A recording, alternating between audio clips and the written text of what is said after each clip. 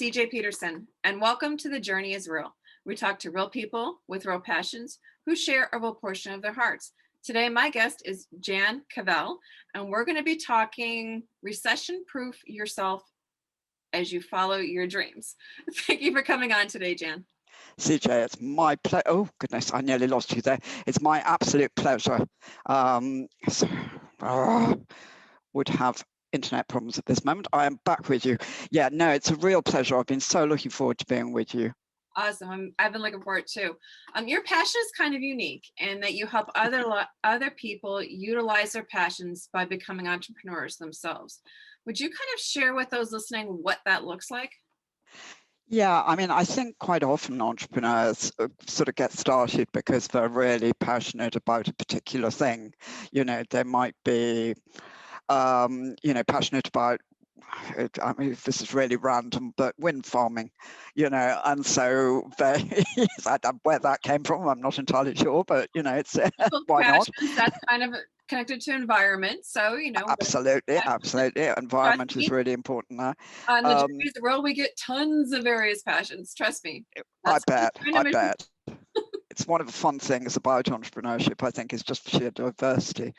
But yeah, I mean, sort of going back to that, people get into being involved with a passion, and it could be the actual what they're doing. I mean, they may be setting up a wind farm because they're passionate about the environment, or they may be setting up a wind farm because they can see it's a way of making profits, and those profits are going to some cause that they're passionate about.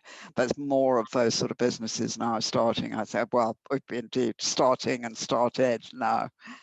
So you've got a sort of double edge there of reasons that people are passionate about starting a business. And finally, of course, they may be passionate about actually just making a life for themselves, which was a bit more my case, or making a life for children or family or whatever, and their backs up against it. And this happens a lot in the recession. Yeah. Um, I know that a lot of times people like to try to donate to different charities, like a portion of my books. I'm an authorpreneur, so a I portion of know, my books goes to charities. And so, yeah. being able to help people from your passion is kind of like a double blessing. It is, isn't it? It's exactly that. I couldn't have put it better. So, okay, how did this become a passion for you, though? What started this?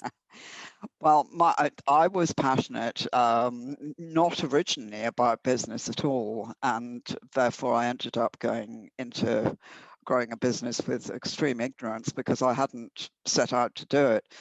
I'd had small businesses which were just really to earn a living and not a lot more, and something that was fun to do, but not to seriously build a business. But I got into it very simply because I was a single mom and I wanted to build a better life for my children. And that's a very, I don't know about a sort of usual one, but it's certainly, I've come across single mothers and indeed single fathers who are determined to build a life for their kids. Well, and it also gives them a little bit more flexibility in the schedule, allowing Exactly. them to It's still have control. time with their children. Being a Absolutely. single parent, you're kind of both parents. And so you tend to also have to, most households are double income. Yeah. So a lot of times single parents have to work, one and two jobs. And if you are an entrepreneur and you're really good at it, you can flex your schedule a lot more to be able to attend those games and those concerts or whatever that your kids are into. Which is so important, yeah, to both you and the kids. So yes, I'd agree with you, and that's very much why I wanted to do it. I wanted to be there for them at the same time as creating something that would give them a future. And it's a great way to do that. The children are surprisingly adaptable to that. I mean, mine were very young, and they just accepted the fact that mum worked and was boring a certain amount of the day. And in return, they got good times with mum at other times of the day. And so, and they completely accepted that. So it was only if there was a crisis that, I got into trouble mixing the two, but obviously the children came first. Mhm. So that's how you started your own business, but how did you make the transition from helping yourself and your family to helping it and turning and helping others. Sure. I mean, I think about halfway through, I mean, I ended up by growing that business to quite a size, but about halfway through that, as I became better known, and as you do when you grow a business, I got involved in government schemes in the UK and in the EU actually, to promote entrepreneurship. At that stage, we're going back a chunk. I'm, showing my age here, but entrepreneurship was still pretty new, and nobody thought of it as an option. You got a good job. You didn't work for yourself because that was what funny people did. And the word entrepreneur was pretty well unknown. Mm-hmm. It wasn't suggested in schools, mind you, over here. It's not much suggested even now, which I think is entirely wrong, but don't get me on my political soapbox. But, at that stage, it was very much encouraged that we should encourage others. I mean, I was chosen as a group to represent the UK in the EU, as I mentioned, and there were 50 of us, the first 50 women. And we went out into business groups and schools and colleges and talked about why this was a worthwhile thing to consider as an option. It's not for everybody, but they actually should think about doing it because there are lots of good reasons for it. Gotcha. Now, with the way things that are going now, Yeah. I mean, it's even more relevant to be an entrepreneur because, COVID has wreaked havoc. I tried avoiding it for a while on the podcast, but it's wreaked havoc and it has completely reshaped the entire world and the framework of what a business looks like. More people they're getting laid off or they're getting pushed to work from home. Well, if you're working from home, you might as well work for yourself at that point. And so, That is true. and or they're getting, like I said, they're getting laid off, and so they have to find a new low-hanging fruit, so to speak, to bring in the money. Yes, that's a lovely way of putting it. I hadn't heard that one before. It's really nice. But yes, but it's also, sorry, I've got distracted by your beautiful use of language. But Thank you. yes, lost my train of thought entirely there. But yeah, they're absolutely right. They do. They have to think of another way of coping. And you're absolutely right. Again, that COVID has reshaped the world. But I think I genuinely do think it was coming. It was just coming a lot slower. I think, automation and tech and all these things have been changing jobs. They've been changing, or, what jobs are needed, and the whole sort of 4-day week argument of and all that has been on its way for a long time. It just has been massively speeded up by the pandemic. But the funny thing is, what I notice is that it's like any recession, only worse, because you've got the health worries as well. But as with every recession, you do find it spawns whole industries. Mm-hmm. For example, the working at home thing. Every company was not, well, virtually every company, I have to be careful what I say, wasn't used to working at home before COVID, or bigger company, should I say. And all of a sudden they had to, with almost no warning, that if their teams went remote. And that spawned a whole new industry of support systems that have to help companies create a culture in a remote or a hybrid way, because it's a whole new challenge. And that's what being an entrepreneur is about. It's about seeing an opportunity, seeing a challenge that somebody's having, seeing a problem, that old chestnut, but it's true. If there's a problem there's an opportunity for an entrepreneur. Mm-hmm. Yeah. Generally, when I see a problem, try to come up with three solutions. And so whenever I work with big groups and like, well, the problem is, yeah, but we can't. And I'm like, no, no, no, no, no. I don't want the problems. I want the solutions. If you have a problem that you're seeing, then I need you to tell me a way to fix it.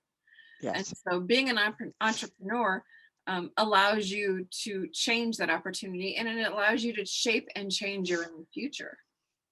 Very definitely. Absolutely. And, it just comes down to nailing whether that problem's big enough or urgent enough. Somebody in my book, which I know we'll talk about in a minute, so I'm not trying to sidetrack, but he's a brilliant American who talks in the book, and he talks about the difference between your leg itching and a hair on fire problem, Mhm. which I think is a great way of putting it, because Yep. if you're going to start a business, you want a hair on fire problem. Hmm. Yeah, you want to be able to provide a solution for that people Yes, are wanting and yes. needing. Um, and again, COVID is like I said, wreaked havoc on businesses to the point that you're finding out what is sustainable and what is not. We have a farm, and that farm actually has bees on it. Honey was Right, sustainable. yes, We weren't touched. We were able to sell our raw honey like nobody's business because I bet. that's a health thing. Yeah, We've got an orchard that we're starting to grow as well. So our business is sustainable if something yeah, like this happens again. A lot of times, sales or tech places, they're going to get hurt. Um, Meanwhile, like the podcast grew. That's where I launched it, was actually February 14th of last year. And it was really great because a lot of people were stuck. So when people are sharing their passions like you are right now, they find the podcast and they're like, hey, light bulb, I can go do this myself. yeah. Now, I can't imagine that it was easy because you said you started it when your children were younger, which kind of does date you a little bit. But in that Yeah, daytime, true. in that daytime, being a No, you're female absolutely right. myself, I get it. It would have been extremely difficult.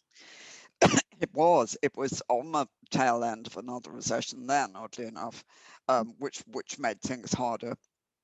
And it was hard because of the juggle of children and work. That's immensely challenging. I was very isolated, and it was And tough. But it's not it like it is today where that's generally accepted that, you know, if it's a single parent, that yes, kids are going to get involved when they get hired or whatnot. But you kind of pioneered it. Well, yeah, I think that's true. I mean, oddly enough, in a very generous way, but I think I was an early one. I remember taking my son to school Mhm. and having a sort of, a parents' night of some sort. And I remember the headmistress saying to me, "Oh, you're a single parent, aren't you? We haven't had one of those before." Nice. I know. Thank you. I think. Am Yeah, I doing absolutely. well? Am I not doing well? So yeah. Whereas now, nobody would think twice. But yeah, I guess it was early, and people running a business was early, and certainly as I ended up, which I was only selling originally, but it expanded, so I had to do my own manufacturing just because it made sense. But women in manufacturing I mean, it's still rare now, and so it was really rare. I just about say my 2 hours were really rare back then. So, how did you combat the feeling of almost being alone and doing it and walking in? It's an interesting question. I mean, I think in the days when the children were very young, there actually wasn't time. The moment you put down work, it was their time. And so you were often thinking about them. And then you were back and thinking, is there any money in the bank? Oh, I've got to focus on that. And there was just no breathing space to worry about It was being almost alone. survival mode at that point. Yeah, absolutely. It was pure survival mood for a long time. And it was only later, really, when I grew the business and I struggled to get the right management team. And it's odd, actually. I don't know. I think this is quite a common problem. I found the challenges okay because I was head down, focused on beating them. Mhm. Whereas it gets much more lonely when you get successful when you haven't got somebody to share it with. Gotcha. Sure. I can see that. Now, you've taken, like I said, you've taken your passion and you're helping others to do it. Do you run like classes? Do you run webinars? What do you do? How do you do that? At the moment, well, after the business went on a long time, I did lots more entrepreneurial, because sort of things like the EU, for local universities and business groups that were, by that time, it was much more common to encourage entrepreneurship. So I got involved in a lot of projects, and that was great, and I loved it. And it was incredibly rewarding. And we even ran our own one in the local town for a while, and got a couple of good businesses off the ground, which was exciting.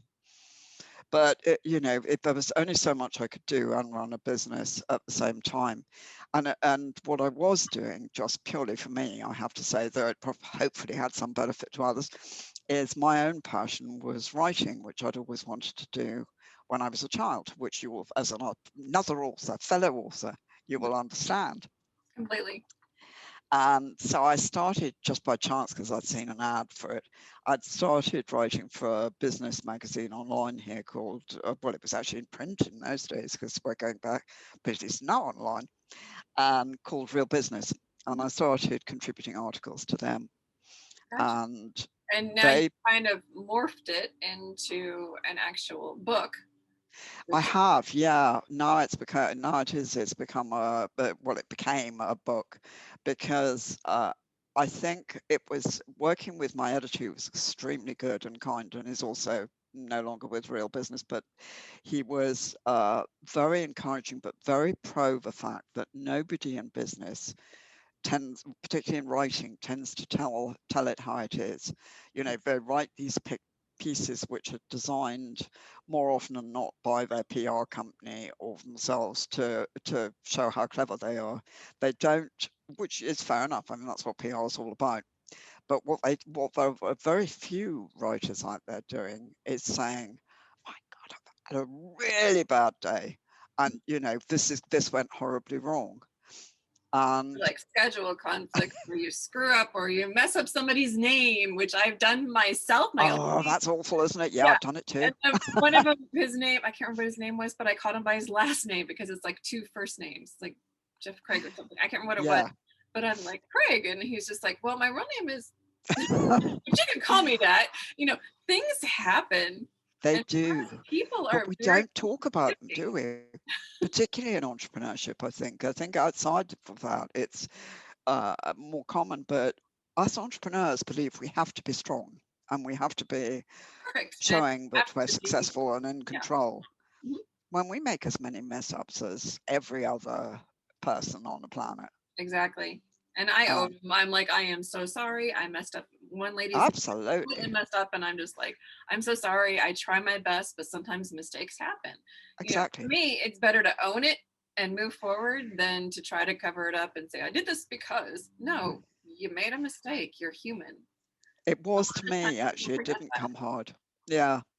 So it was always the line I took in my writing, encouraged by him. I mean, initially I wasn't sure it was, a good thing to do, but he knew his readership, and sure enough, I mean, I started connecting with the readers as you do, and getting wonderful letters saying that's really interesting and really Yeah. fascinating, and you can't believe what a difference it made. Nobody else is saying this stuff, and so when I had struggles at a certain stage of scaling a business, which was a much bigger, but even so I wanted something positive to come out of that. Because I did a lot of learning rather late in the day, and I felt, what with that and my contact with other entrepreneurs and one thing and another, but this was a particularly difficult bit of business that I could actually help people with, and it became a real passion for me, as you rightly said. Um, to write this book, to solve a problem of growing a business from the sort of very initial stage, but setting it up right if you want to grow it bigger is Yeah. so I mean, crucial. a lot of people don't understand. They see success, they see you go here to here. They don't notice all of this squiggle stuff in the middle that you've messed up. I So have right. I have a blog called The Journey to Fruitfulness, where we're taking our 5 acres from ground zero to a fully functioning, self-sustaining farm. I share our joys, I share our successes, I share our mistakes, I share our epic face plant failures, and I pull lessons from it, and I do like a spiritual and life application to it. And so people are taking the journey with us, and it Exactly. sounds like what you did is you're taking people on the journey and the painful and the successes and the joys and the failures all the way through building a business. Yeah, that was very much the idea behind it. And I think that's so important because, you don't feel so alone and so desolate and so useless if you can, for one moment, believe that, there are other people out there making these catastrophic Yeah, mistakes. and in social media, everybody's putting the best face forward. That's Yeah, another reason why I wanted to start The Journey is Real. I wanted people to understand and see that, you know what, they're not alone. You know, absolutely. people And, take their masks off on sorry. The Journey is Real. They, Mm, they do face plants. We do it and we recover. But, to let people know that, you're not alone in your journey. You're not alone in your walk. Your book is called Scale for Success. it is, So, yes. from what I'm hearing from you, they're basically going to be getting your story when they get into the book. They get a little bit of my story, and they also get the stories of 30 other entrepreneurs across the globe, Oh, including the cool. guy I was talking about earlier, who talks about his hair on fire problem. And, all of them have taken the same approach. They got what I was after. They've taken that approach of telling it exactly how it is, telling of stories about what they tried and what didn't work and what, and indeed what did, including businesses that went bust or struggles they've had or, really tough lives some of them have had. And, again, as at least now, I think there's two other single mums in there just by chance. It wasn't designed, but they're single mums have made a good stuff. We're resilient. If you can do it, Hmm. you can pull it off. And I think we've learned to toughen up the hard way like that. So I think that's part of it. But yeah, they all tell their stories in this really, really, down to earth and honest way, CJ, which I hope will be a lot of help to anybody wanting to grow a business. It talks about growing a business from sort of 1 million up, but actually a lot of the lessons in there are for somebody smaller, For or those you know For those who want to find out more about you online or your book or how you do what you do, how can they find you online? they can go to my website, which is jancavelle.co.uk, and that's JANCAVELLE. I'd love you to go there and connect with me. Send me an email. My email's there. Or you can Your go to any social social media links media. are on there as well. Sorry? Your social media links are on there as well. Absolutely, they are, but I'm very easy to find because Jan Cavelle's not a terribly unusual name. Providing you tac.co.uk, I'm Jan Cavelle on LinkedIn, Jan Cavelle Writer, I think, on one of them, just Jan Cavelle on Twitter. So you're pretty hard pushed not to find me. But I'd love to hear from anybody. Please feel free to drop me an email if I can be of any help at all. Get in touch via social media or my website. You have about 3 minutes left. Is there anything you would like to add? Well, obviously, I would love to hear from anybody who reads the book. If the Kindle's already out, but the hard copy, when this goes live, will be just available in the States about a matter of a few days afterwards. So Oh, it'll be perfect. Perfect timing. perfect timing indeed. And, I'd really love to hear what you think of it. The feedback is important to us also. Reviews are too. But Yeah, Amazon yeah, has this funky algorithm that reviews and stuff like the views that it does something. So seriously, if you know an author and you've read their book, regardless of who it is, please leave a review because we're all starving authors. We yeah, need as that much is help as also we true. can. It's not a but yes, I mean, it's obviously it helps books sell, which is essential, but also it's part of the journey for us, isn't it, to connect with the reader? Yep. And I mean, there's always going to be trolls out there who will knock you down, but it's like that book wasn't written for them. No, The ones who enjoy it and the ones who get the nuggets out of it or whatever messages you have in your books, those are who you're writing for. yeah, And you're writing for people who are wanting to take that entrepreneurial journey. And so I okay. applaud you for that. Thank you for the encouragement that you've shared with others. And thank you for guiding them and accomplishing their dreams through entrepreneurship. And I appreciate you coming on today, Jan. CJ, it's been my absolute pleasure. Thank you. Thank you. And for those looking for more about Jan, you can find her at jancavelle.co.uk. That's JANCAVELLE.